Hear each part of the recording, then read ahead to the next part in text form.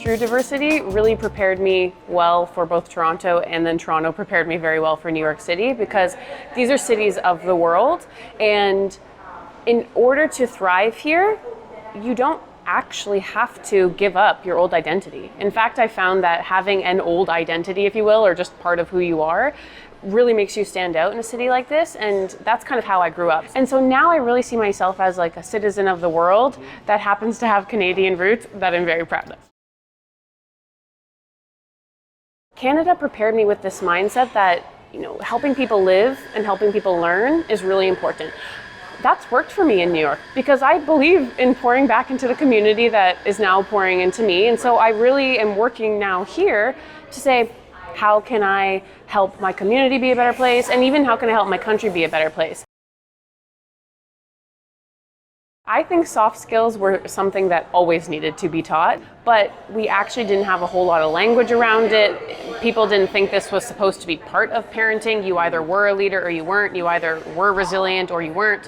When actually over time we realized these are skills like public speaking, like leadership, that you can break down into things that people do, practice them like the skill of soccer, and then build up the skill in yourself.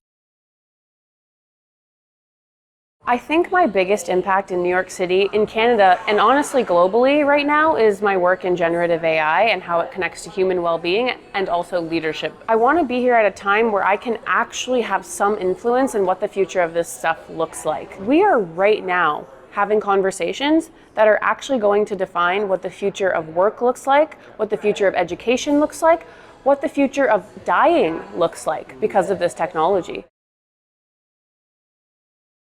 Early on, I took an approach that sees social media as a risky behavior like sex or drugs or alcohol or even driving. It's actually more useful for people to think about social media in their life and to think about their kids like they parent around alcohol. In the other half of my life, through Skills Camp and skills development, everyone can trust that I'm also working to make sure that humans have the skills to thrive in that future.